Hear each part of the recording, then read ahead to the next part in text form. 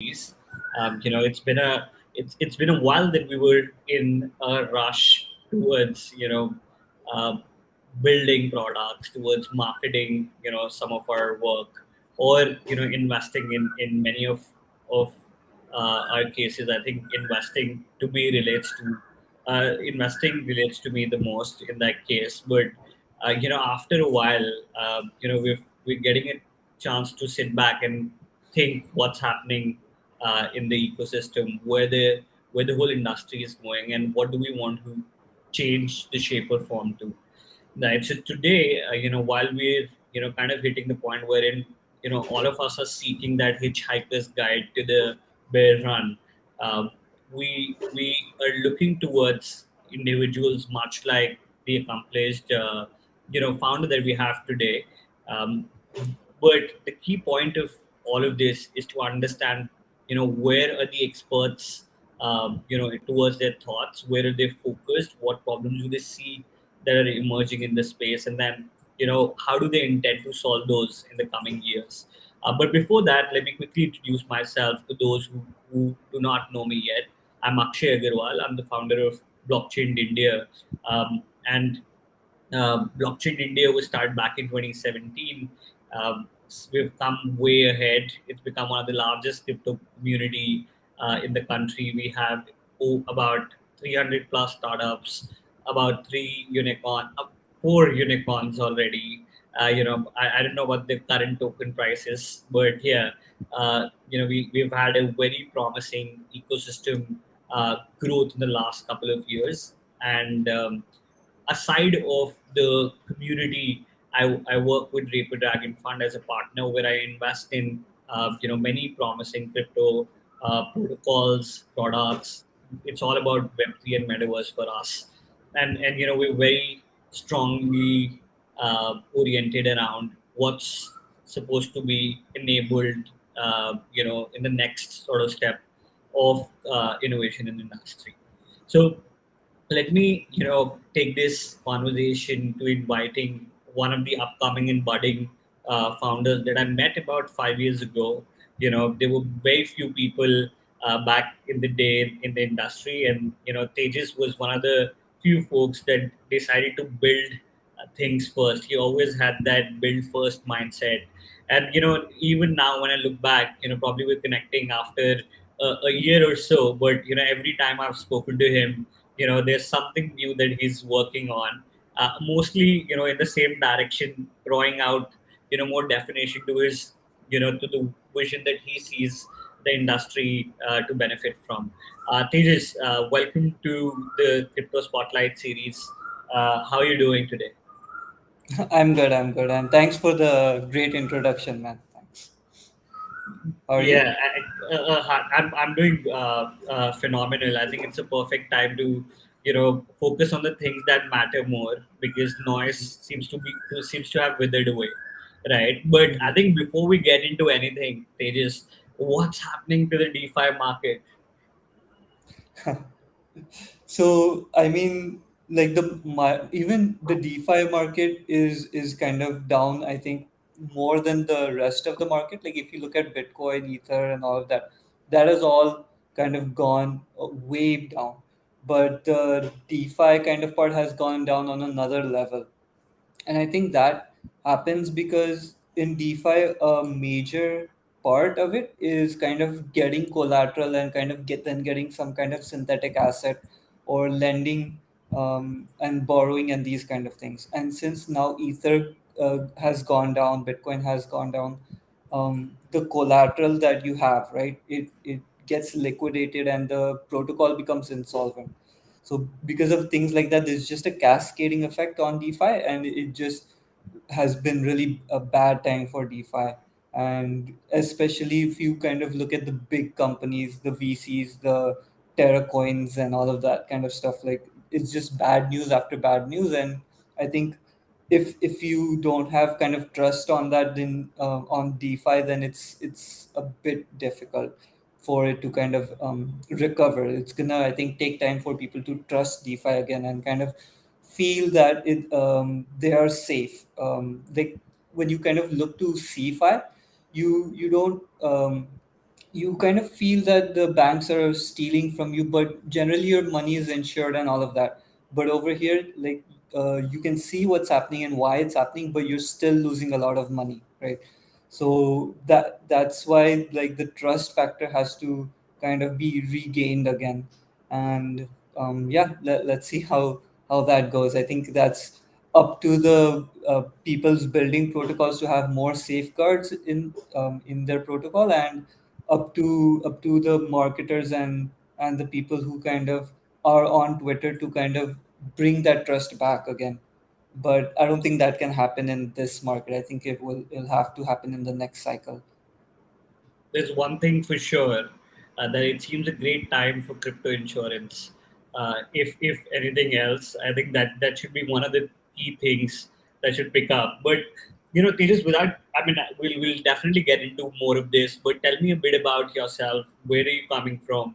I did not get an opportunity to learn about how did you get attracted to the industry. But even more so, let's focus on before the blockchain times. What's your journey been like? Yeah, so I mean, before blockchain times, we're talking about long, long time ago. So that was basically like, let's say 2016. We can, so if we go back then, that's when I kind of got out of college in 2015, and I started my own company. So I haven't ever had a job as such. And in 2015, I was trying to figure out what is the next big thing. And at that point, I had kind of heard about Bitcoin, but I wasn't really too into Bitcoin because there was nothing much that I could actually do with Bitcoin. I could just buy it and hold it. What I thought would be the next big thing was actually anime and TV shows, Marvel, DC. So this is what I thought would be the next big thing. So I had started a subscription box where I was selling T-shirts, figures, all of these things related to comic books and related to Marvel, anime, and I think I call that bet also quite well, because then, like, Marvel just blew up. My company was also doing quite well, and while I was working on, it was called Geek Crate. While I was working on Geek Crate, I kind of then got to know about Ethereum in maybe 2017, and that was kind of interesting. So it was running kind of like a side business, Geek Crate, because it's a subscription box. It doesn't really need too much of my time, and just take the orders and send them out. And I got interested in Ethereum because this was different from Bitcoin, because this was programmable money, right? It's not you just some store of value. It opens a lot more doors, which you can kind of see now, right? There's just so many things like NFTs and DeFi, like you said, insurance. You can do all of these things off chain. So that's kind of what got me interested. So I kind of wanted to buy some, and at that time there was no one in India that was actually selling them. The only person who was selling Bitcoin was Zeppay, and they didn't have Ethereum as well. um, so me and my friend, we kind of thought, let's start up a company. He was in America, and we used to kind of do some arbitrage kind of thing in India. We used to sell ether in India, and we used to kind of buy it back in USA and kind of do it that way. And we kind of were working on that for quite some time. And then what had happened was the RBI ban came out. I don't even know how many people know about this, right? So once the RBI ban came out, we stopped that completely. We kind of try to learn more about Ethereum, started going into services, was doing freelancing, hired my first employee, then did more services, second, third, fourth. And then after a while, we were a full fledged studio company, which was called Cryption Studios. And we were building for multiple projects like Fetch.ai, Bondly, YFDI. Um, and from there, we kind of decided we wanted to do our own project. We saw what other projects were doing, and we had our own ideas. So me and my now partner Ashwin, we kind of joined together and started Cryption Network. So that is kind of the story. Interesting. And then tell me a bit about why specifically choosing to be in DeFi, because it seems to me like you're someone that understands, probably all the key use cases that have evolved, and you're pretty early in your exploration towards all these, right? Why particularly choosing to be in the DeFi space, and what excited you about that particular aspect of the industry? Mhm. So the reason I kind of chose DeFi wasn't that I am the biggest fan of DeFi, or I think DeFi is the best use of Ethereum blockchain or anything. It's when in, let's say we talk about 2 years ago, 2 years ago, let's say, the best use case at that point was DeFi. There was nothing more or better or something more real that you can do. You can kind of to have a real product, there was no real other option rather than DeFi. After that, the NFTs and all of these things kind of came out. What I envisioned, like the final end goal, or what blockchain can be, is basically the metaverse, and like if you've seen the Matrix or Ready Player One, and kind of one huge game where everyone can kind of play, hold their own items, have these governance is another big thing, right? This is all kind of, all of this, even DeFi, all into one kind of big game, you can say. So that's what I thought the end goal was. But obviously, at 2 years ago, there was no point in kind of trying to attempt to do that. Decentraland was there, and Decentraland has kind of still is working on that. But I thought my capacity, I think a DeFi is something that we can do rather than trying to make something so huge as a metaverse at that time, right? Even now, when I think back then, I wouldn't have thought that this early people would be kind of into the metaverse and the NFTs. I thought that would be even from now, like 10 years in the future. It was Yeah, just a and product of the times. Yeah. for sure, and I remember meeting the founder of. So I mean, early days till 2016, 2017, we ended up backing Decentraland through a Draper Venture Network accelerator called Boost VC, right? And at that Mhm. time, all of this used to seem like kind of selling land on the moon, right? So when I used to think of this, and when I used to see a world wherein and this is exactly what I was growing to learn, that some of the things that we choose to invest at the venture network become mass products. For example, Tesla, we were one of the first, in fact the first investors in Tesla, and now Tesla, I'm waiting in India to get a Tesla, right? Mhm. um, Decentraland, Aragon, kind of, marquee experiments for, let's say, DAO and Metaverse both, right? And kind of really relate to, that being, very early times for sure. And then even now, I think the Facebook, rebranding kind of exacerbated, everyone's attention towards it. But, looking at the numbers, 15% of the US audience has, interfaced with XR experiences. I mean, that's pretty cool, to come across. And I think I'm mind blown by my Oculus and the apps and the experience that they're giving me. So super excited about how this is evolving. But bringing it back, I think when we started out, 2016, 17. We heard about the fact protocol theory and the thin, dApps, so to say, being like a huge thesis point, right? But then I think with time we evolved the idea that even these protocols would sort of need liquidity. And that was kind of also the point wherein DeFi was kind of evolving, right? From the early 1.0, which was when it was about lending and borrowing, to going to the point wherein the onus of liquidity became on the end of protocols, right? Mhm. So how do you see that space in, I mean, one, your journey. How did that story pan out? Because a lot of our, listeners would be, you know, layman, particularly from the DeFi aspect of things, because there's like an all across, expertise in the community. So, how did you see that story panning out? And also tell us a bit about encryption network, because you've worked with marquee projects. How did you see, while you were building this, how was this evolving? Any particular stories you'd want to share from those times? Yeah. So I mean, a lot. If you kind of look into it, there's not huge changes in DeFi. because I feel like, let's say we talk about compound, or we talk about Uniswap, or we kind of talk about synthetics also. Like these are concepts which are not that new. Like even synthetics or DYDX, they're not new protocols, and you can see a lot of emulation of these protocols. And the thing is that, like, what they're doing is just adopting what is in CFI. So we talk about lending, borrowing, trading, insurance, and that is kind of what we're emulating. But I think there are a few things that are new, and I think one of those things are like yield farming, right?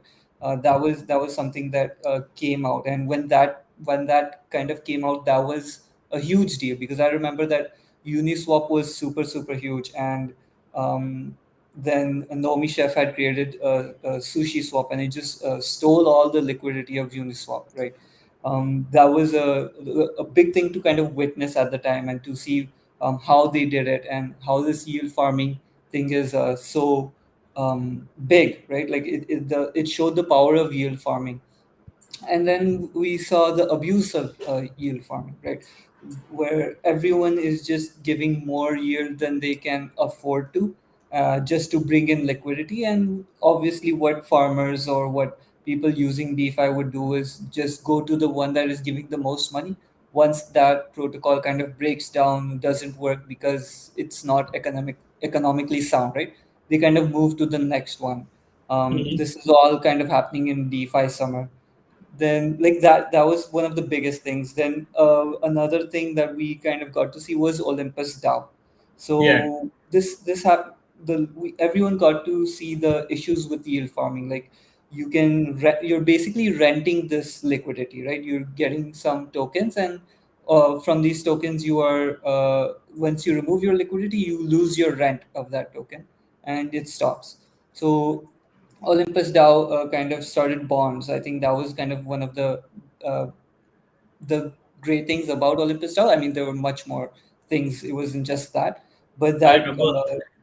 I remember reading a report last year. I think it was. I'm not sure, but I think it was from Consensus that said, the analysts tracked about 68 protocols that are doing well, but are actual folks of Olympus now. correct, correct. Yes, I mean that is what happened, right? Like, then since it's open source, that is what kind of happens, and there's straight forks. So, like, there's nothing new in that thing. But and Olympus DAO was quite complicated. Like, people made it more complicated than it actually was. It was obvious on how it works. But again, people were confused. Is this a Ponzi? Can this work? It went quite up high, and there were a lot of debates on that. But the main thing was bonds. They were buying their liquidity, right? So they didn't have to Mhm. rent it out. Once they had their liquidity, they had it. So Mhm. that was another innovation that kind of uh, brought it a step forward. So when I kind of look at DeFi, there's few things or steps that are kind of huge, but there's a lot of things that are step by step also. Like, you slowly you see the problems, and you try to kind of solve those problems. And another way of doing that is kind of, you have if you have yield farmings, then you can build on top of that. You can build vaults, where auto compounding vaults, and people just building on top of each other. You have yield aggregators, and that is kind of, it slowly evolved that way. And I'm still, like, interested to see what is the next thing in DeFi, because it's like, until the next thing comes out, it's very hard to predict what's going to come in DeFi. It's not like you can take this thing which is in CFI and bring it to DeFi, because most of those things are now done. So now uh, there's room for innovation, and I think that's the only thing there's room for in DeFi at the moment. Absolutely, and I think derivatives haven't picked up. I think people are still playing catch up to what's being built, right? But again, I mean, we'll talk about more of this. But one thing I realize is every time I'm speaking to you, you're thinking about what's next, and by the time I speak to you next, you're already executing that.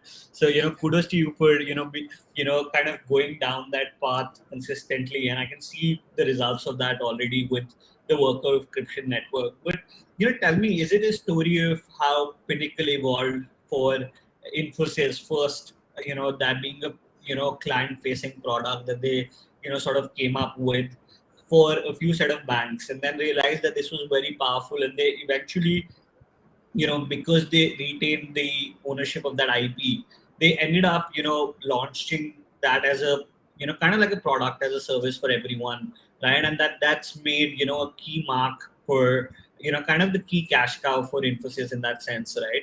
So, do you think that's a story that's happened? Because I see Cryption Network as a full suite of, DeFi 2.0 products, honestly. Mm-hmm. Yeah, so like the when we were in services, we've learned quite a few things on what the clients want or what projects need built, and what you kind of realize is there's a lot of things that once we kind of built it out, we could just change a few things about that code and just use it again. And those things are basically just creating a token, creating staking pools, creating farms, creating vesting contracts when the project wants to vest it out to VC, right? So those contracts, liquidity lockers, which is basically locking up the LP tokens, and these kind of things. And if you kind of look at any, and I mean NFTs are also there. IDOs, people want IDOs built as well, pre-sales. So we kind of had these contracts, and we got them audited and all of that stuff. And the thing is, we when you kind of think about it, these things are necessary no matter what your product is. Whatever you're building, you need liquidity, you need what do you call it, an IDO to kind of go to retail investors, so then you can build a community that way. You need to kind of vest to VCs through a smart contract, which kind of builds trust that you won't kind of ditch them in the end. You need all of these kind of things, and to build that, and then to kind of get it audited, and all of that stuff costs a lot of money, and not to mention time in opportunity cost, right? You can get your dev to make this stuff, or you can get him to make whatever your core protocol, your core competency is. And when you talk about time in crypto, like every few days you kind of miss, you might be too late, right? You're fighting against the market, you're fighting against people building this first, and a lot of things. So it's better you don't kind of waste your time in that. So what we built was kind of a SaaS service for these products. So you can kind of come into Cryption Network. Dap Factory is the product's name, where you can just fill in, like, let's say if you want to create a token, you fill in four text boxes: the name, the token, the decimal, and how much you want to mint. You enter that, click a button, and it will just deploy it and get it to you in your wallet. Same with staking and farming: how much you want to give out as rewards, how long you want it to run, all of that stuff. And once you kind of deploy it, it's not that the contract is done and now you have to build a UI for it. We have a UI for it. It automatically comes onto the UI. You can get your community use that. You can fork that UI page and kind of take it and make it your own. Just change the colors, themes, and you have a farming page as well. And you can work on your core competency as well, right? So that is kind of the main thing that we've been working on recently, which is to help these projects and to kind of generate real revenue. Like in DeFi, what I've seen is you dilute your tokens, like I said, to kind of get liquidity. But what we've realized is this isn't a long term thing. We don't want to kind of just burn out. So this will kind of generate real revenue and has a real use case, because all projects do need this. That makes absolute sense. And then, uh, at what point did you realize that there could be, a token-based architecture to the various moving parts of your product ecosystem? Yeah, so we wanted to build three products. So let's say this is one, and another one that we wanted to build is a prediction market. And the point of the prediction market, for example, is to bring a Web3 use case to Web2, right? Like you don't, when you talk about crypto products, they are crypto products for crypto people. But if Hmm. you talk about, let's say, a prediction market, it can be used by anyone. But what you need is a backend of crypto, of the blockchain, to prove or to kind of show that it's trustless and it's not just someone deciding what the answer was, right? You can do it through Hmm. governance. So we wanted to work on an application which is really useful by crypto, but it's not specifically for crypto people. Now, we have one two kind of products, and we wanted to connect them. We wanted to have the same community, and we were thinking of how we can do that, right? So that is kind of one reason we went for the token. The second, and I would say a major and real reason, is when a year ago when we raised, it was a bull run, and it is much more easier to raise in crypto than it is to do a equity raise at that point of time. For sure. Because investors can have much more liquidity, right? They can kind of get the token, and they can kind of sell it when investors want to get out of equity. It's You have to kind of wait for an IPO, or something. I'm not really 100% sure, but it's a bit more difficult.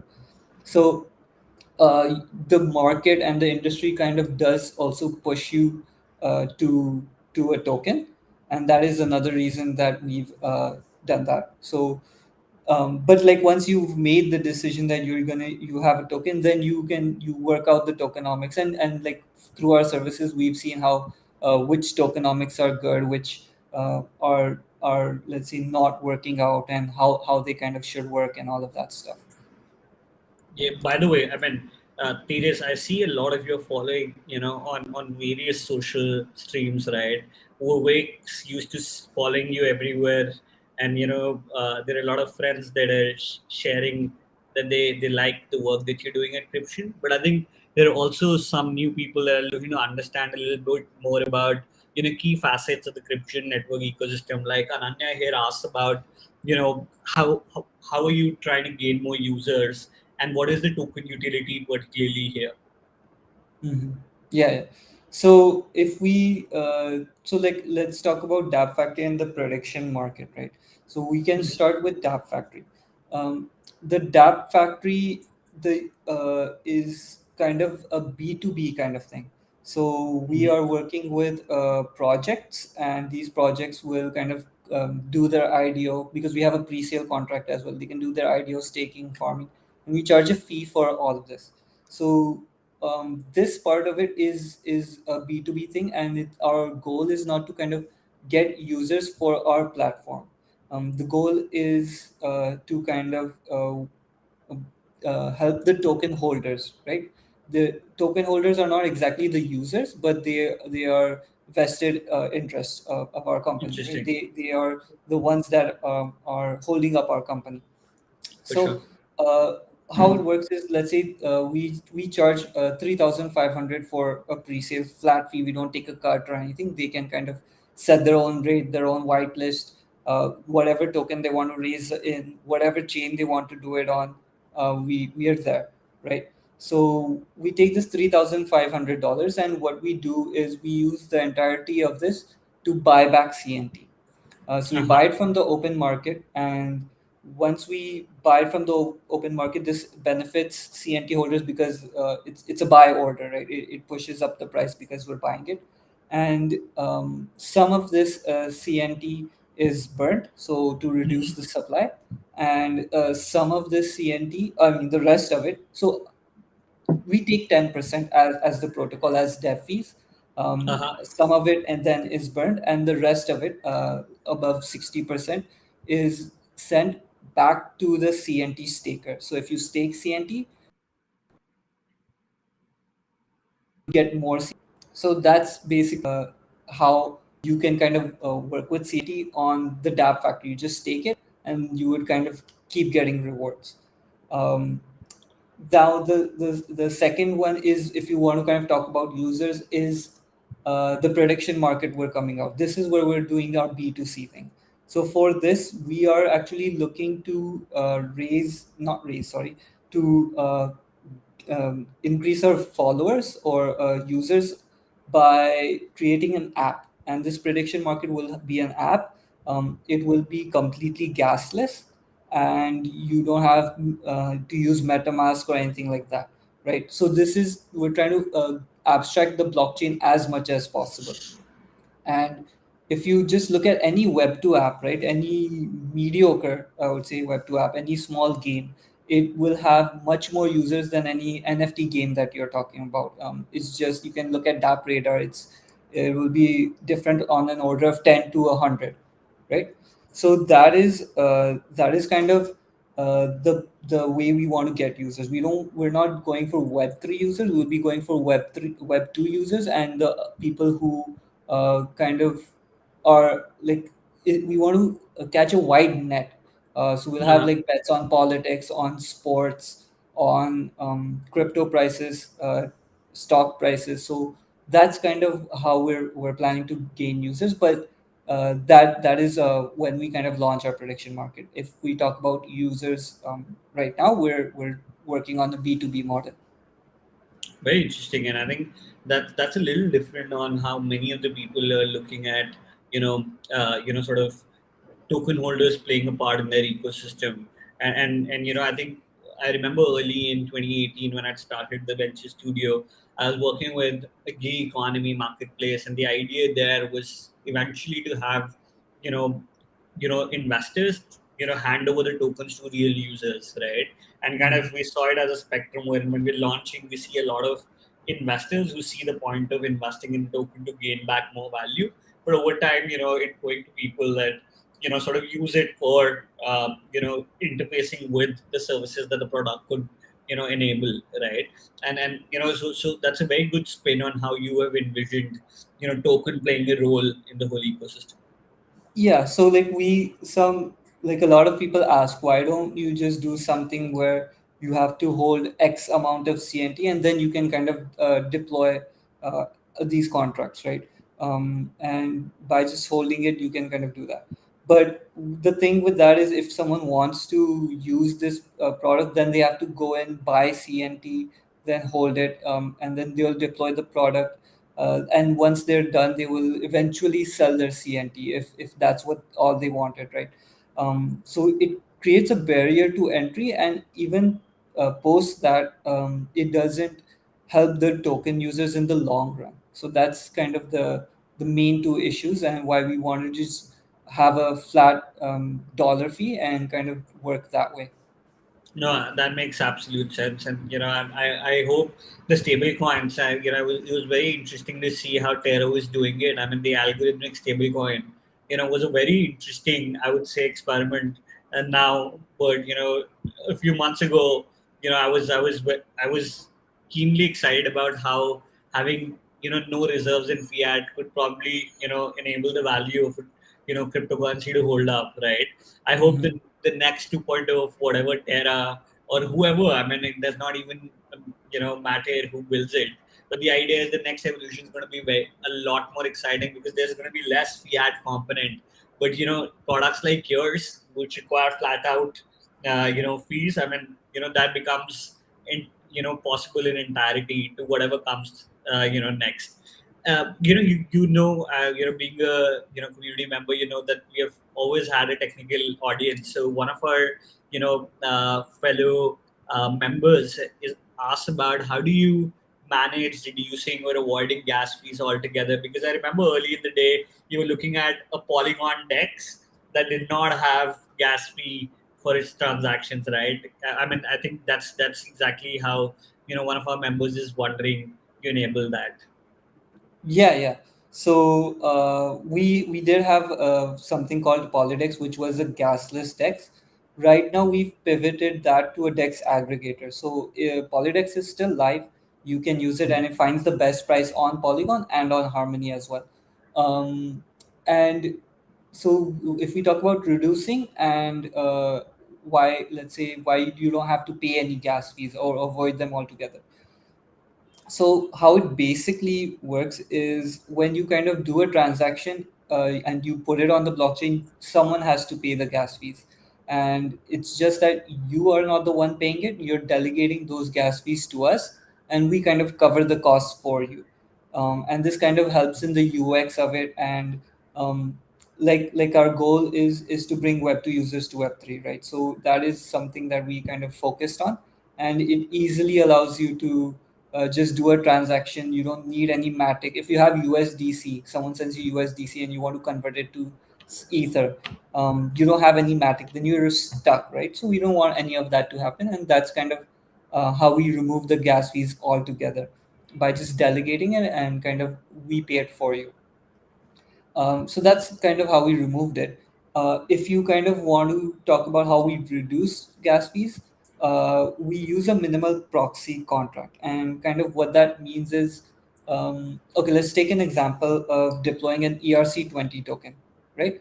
So an ERC, sorry, one second. Yeah, so an ERC20 token, how we do it is contract, and this factory contract, hear me? Hello? I can hear you, but somehow your screen seems to have frozen for me. Can you hear me? Yeah, I can hear you. Oh, Yes, yes. sorry. So, yeah, I was saying we have a how we reduce fees, right? So we have a factory contract, and we have, let's say, an ERC20 contract implementation. And this factory contract is what is called, so then you can deploy your ERC20 contract, right? So you say to the factory contract, deploy an ERC20 token. And then someone else comes in and we deploy another one. And then we deploy a third one, right? That's kind of how we make these ERC20s or these farms or these staking pools. Now, how you reduce the gas fee in this is you can realize that what you're deploying is basically the same thing except for the variables that you're putting in the constructor. That's the only state that you're changing, right? So by having the same bytecode, we just reuse that same bytecode and change the state of it. And by doing that, it saves us a lot of gas. So if you want to deploy an ERC20 on Ethereum, if you use our contract, it will save you a lot of gas than just deploying a new one altogether. It will save you fees because it's just using the same bytecode that every ERC20 is using. And the same for all of the other services. Absolutely, and then I think we're stretching our time a bit here, but let me ask this last Sure. question. For one, it's always interesting to see how you're looking into the future, and what's more detailed is the fact that you're yourself a user first, right? Mhm. So coming from the time wherein you used to do product demos sometimes, or figure out what's missing in the ecosystem, what are some of the problems that you're seeing in the ecosystem, and then for the future of Cryption Network, how do you see there being a correlation between your work sort of relating to solving that problem, or probably something that you could potentially start with in the coming months also. Yeah, so the thing that we're kind of focusing on for the future aspect is the prediction market. Hmm. And that's just one thing. The overall, I think, point of it is, so everyone who wants to be in crypto at this point is in crypto. People who care about crypto are in crypto. If they don't care about it, then it's not that they haven't heard about it. This is kind Uh-huh. of my personal view. I think everyone knows about Bitcoin or has at least heard of it. They do their own research. They can come to be a crypto bro, or they can just leave it, right? I think the main point that is here is, uh, as users, right? Like even when I was a user, what the main thing was to, let's say, put something in compound because it was giving a better interest rate than, let's Uh-huh. say, the US bond, right? So that's why it was chosen over that. So you need it to be better than some existing solution, and I think Hmm. that is the way forward. So what would and the problem with kind of going there now is, even if you do find it better, right? There wasn't Hmm. Everyone wasn't using compound, and I think the reason for that being is it's a very big hassle to kind of the gas fees, then installing MetaMask, and keeping your seed phrase with you, getting from your dollar INR to crypto, and then staking, right? All of that thing is very, very complicated. I think abstracting all of that out and having a real use case, these two things together, right? will bring the next part of crypto, because I think the hype and all of that is done, and it's not like you can get a hype once or twice, but like humans are always looking for the next thing, right? Like, so before before you kind of say that, like, if you kind of think about VR was super huge, right?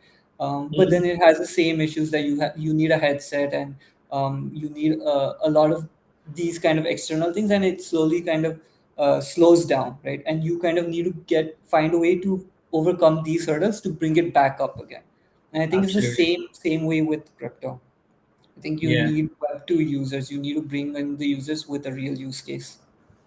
At least, I mean, with unlike the case of headsets, this space is decentralized.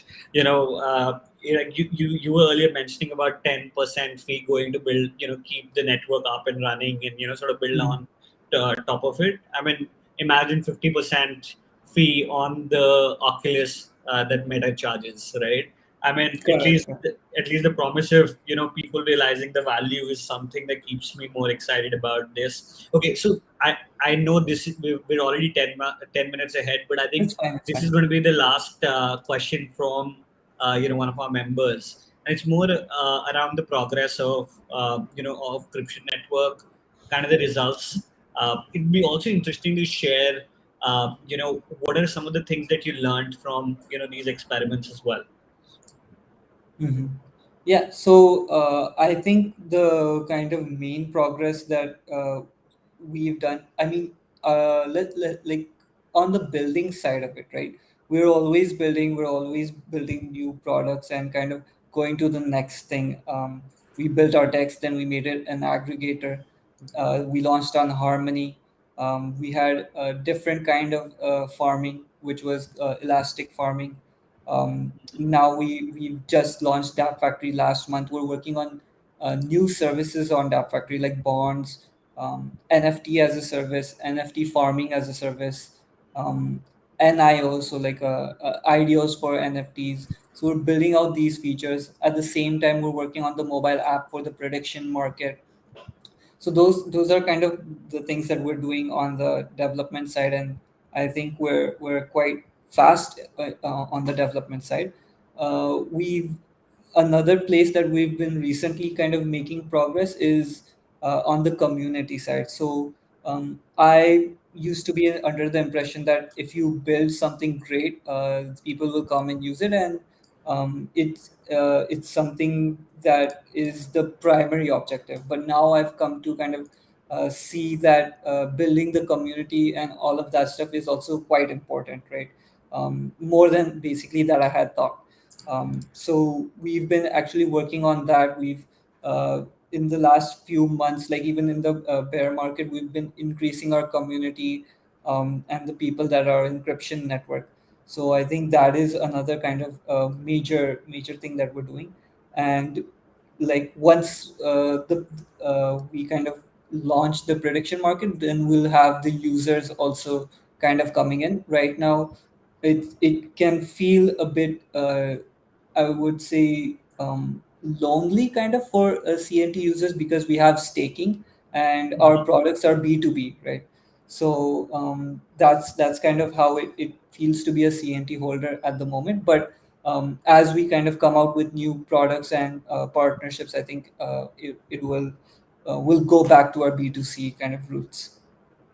Absolutely, and I think the future definitely seems more vibrant for the crypto network ecosystem. Thanks, Tejas, again for taking out this time to share Yeah. the key facets of how things have evolved. I particularly have been very much interested in the way you're evolving your journey as well, and I definitely have to say that it is a promising journey of a budding upcoming entrepreneur. And kudos to you and your team for doing such great work. Yeah, thanks, man. Thanks.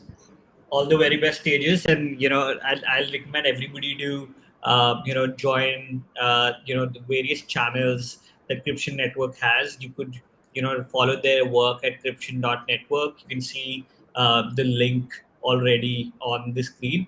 And yeah, I would love to have you all be a part of the Blockchain India ecosystem as well, wherein, I mean, the core, folks like Tejas himself, in the early days come together, build belief systems. I have learned a lot from being a part of such a healthy, high quality ecosystem. So I'd definitely Mhm. recommend you to join our Telegram channel. And again, it's all about the Web3 and metaverse for us. DeFi is here to stay, as Tejas conquered.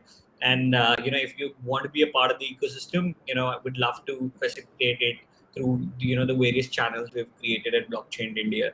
Thanks again for taking out time. Thanks, Tejas. Yeah, yeah. With this, I I'll bid had it fun. to everyone. Likewise, Likewise. likewise, Tejas.